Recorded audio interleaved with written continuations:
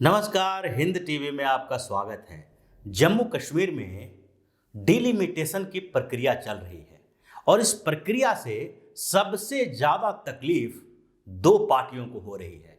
एक party NC है तो दूसरी पार्टी पीडीपी है।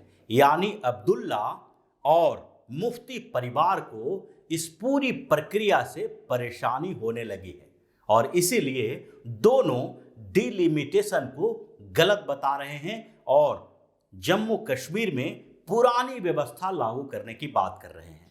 हालांकि डिलिमिटेशन की प्रक्रिया अभी चल रही है और उसके लिए 2 महीने का टाइम भी बढ़ा दिया गया है, लेकिन इस बीच अब्दुल्ला परिवार को एक बड़ा झटका लगा है। अब्दुल्ला और मुफ्ती परिवार दशकों से जम्मू कश्मीर के ऊपर राज करती रही है। यानी कि कभी पीडीपी की सरकार होती है तो कभी नेशनल कॉन्फ्रेंस की सरकार होती है, लेकिन परिसीमन के बाद जो स्थितियां बदली है उसमें ऐसा लगने लगा है कि दोनों का राजनीतिक कैरियर अब खत्म होने वाला है और इसलिए अब अब्दुल्ला और मुफ्ती परिवार के नजदीकी लोग भी उनका साथ छोड़ने लगे हैं। कुछ ऐसी स्थिति सबसे पहले नेशनल कॉन्फ्रेंस में देखने को मिल रही है और फारूक अब्दुल्ला के करीबी एक नेता ने पार्टी का साथ छोड़ दिया है और अब वो भारतीय जनता पार्टी के साथ जुड़ने वाले हैं। बात कर रहे हैं अब्दुल्ला परिवार के करीबी और नेशनल कॉन्फ्रेंस की सरकार में मंत्री रहे मुश्ताक अहमद बुखारी की। बुखारी पिछले दिनों भारतीय जनता पार्टी के जम्मू कश्मीर के अध्यक्ष रविंदर रैना से मुलाकात की थी। दोनों के बीच बातचीत हुई और डिलिमिटेशन के ऊपर काफी चर्चा हुई। उसके साथ ही सबसे बड़ा मसला जो उनके बीच उठा वो था एसटी स्टेटस देने का पहाड़ियों को। यानी अब तक जम्मू कश्मीर में एससी और एसटी के लिए रिजर्व सीट नहीं होती थी, लेकिन डिलिमिटेशन कमीशन ने जो प्रपोजल दिया है उसमें बाउंड्री चेंज करने के साथ साथ जम्मू कश्मीर के क्षेत्र में जो दोनों अलग अलग डिवीजन है उसमें सीटों के एडजस्टमेंट पर भी एक नया प्रपोजल दिया, जिसके कारण जम्मू कश्मीर में जो सीटों का अरेंजमेंट था, यानी कश्मीर डिवीजन में कुछ ज़्यादा सीटें थी, जम्मू डिवीजन में कम सीटें थी, उसको लगभग बराबर करने की कोशिश की गई और 90 सीटों का जो आंकड़ा जम्मू कश्मीर में है उसमें 47 सीटें अब कश्मीर घाटी की होगी तो 43 सीटें जम्मू की होगी। लेकिन इसके अलावा जो बड़ी बात हुई है वो है रिजर्वेशन को लेके। यानी एसटी और एससी को रिजर्व सीट दी गई है 16 सीटों में। एसटी को जहां 9 सीटें दी गई है, एससी को 7 सीटें दी गई है। अब एससी एसटी को रिजर्व की गई सीटों को लेकर ही सारा हंगामा शुरू हो गया है और इसलिए जम्मू कश्मीर की सबसे बड़ी पार्टी नेशनल कॉन्फ्रेंस के अंदर ही बिखराव पैदा हो गया है और सबसे पहली से हमारी अब्दुल्ला परिवार के सहयोगी और सबसे नजदीकी व्यक्तियों में से एक बुखारी के माध्यम से की गई है। बुखारी ने पिछले दिनों भारतीय जनता पार्टी के साथ जो बैठक की थी, उनके नेता रविंदर रैना के साथ जो मीटिंग हुई थी, उसमें एक बड़ा मुद्दा उठाया था कि पहाड़ी को भी एसटी का दर्जा दिया जाए। अभी जो जम्मू कश्मीर की स्थिति है उसमें 4 एथनिक ग्रुप को देखा जा सकता है। एक कश्मीरी है, दूसरा डोगरा है और तीसरा जो सबसे बड़ी जाति मानी जाती है वो है गुर्जर और चौथा बकरवाल। लेकिन गुर्जर और बकरवाल दोनों को एससी एसटी कैटेगरी में लाया जाता है और दूसरी बात पहाड़ियों की स्थिति वहां पर अलग तरीके की है, उसके रहन सहन खान पीन का तरीका। इसलिए अब बुखारी ने बार बार ये मांग की थी कि पहाड़ियों को भी एसटी कैटेगरी में डाला जाए।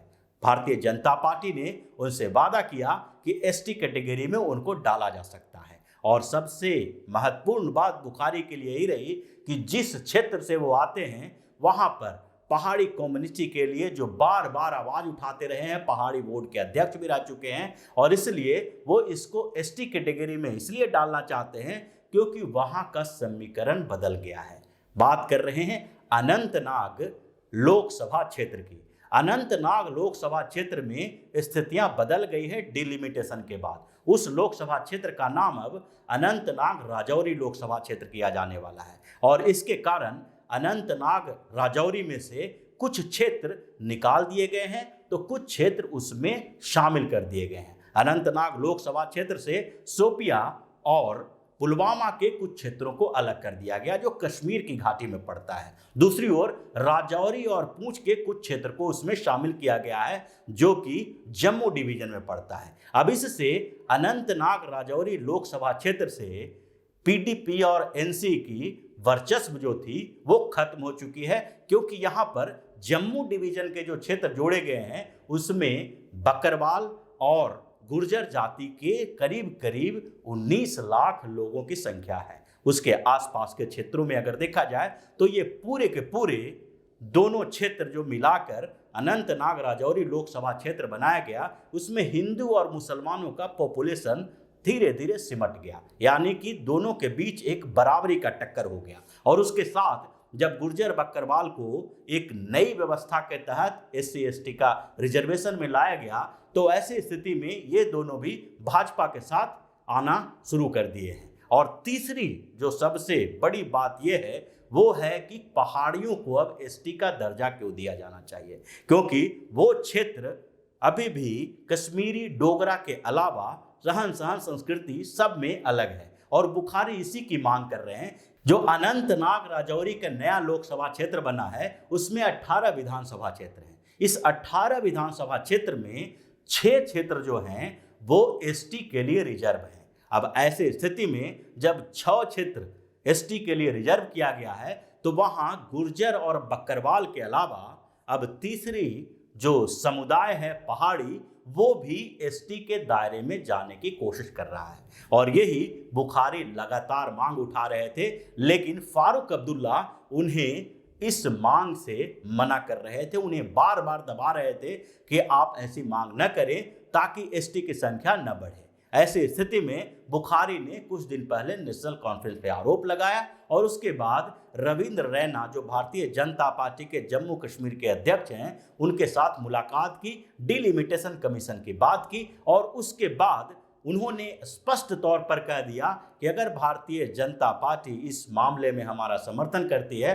तो हम पार्टी छोड़कर भारतीय जनता पार्टी का साथ जुड़ जाएंगे। और यही स्थिति हुई जब स्थितियां बदली और नेशनल कॉन्फ्रेंस की तरफ से उन पर दबाव डाला जाने लगा तो उन्होंने नेशनल कॉन्फ्रेंस से इस्तीफा दे दिया और अब वो भारतीय जनता पार्टी के साथ जुड़ने वाले हैं। ये पूरी स्थितियां बदल गई है और नेशनल कॉन्फ्रेंस अब धीरे धीरे कमजोर होने लगा है, क्योंकि डिलिमिटेशन के बाद ऐसा माने जाने लगा है कि 47 और 43 का जो अंतर है जम्मू कश्मीर में, जम्मू का डिवीजन और कश्मीर के डिवीजन में, इससे वहां पर पूरा समीकरण बदल जाएगा। और उसके अलावा जो SC ST को 16 सीटों का रिजर्वेशन दिया गया है उसमें भी चूंकि ST में तो मुस्लिम हिंदू दोनों आते हैं लेकिन SC कैटेगरी में मुस्लिम नहीं आ पाएंगे, तो ये सारी जो व्यवस्था होगी उसमें कहीं ना कहीं भारतीय जनता पार्टी को बढ़त मिलती दिख रही है।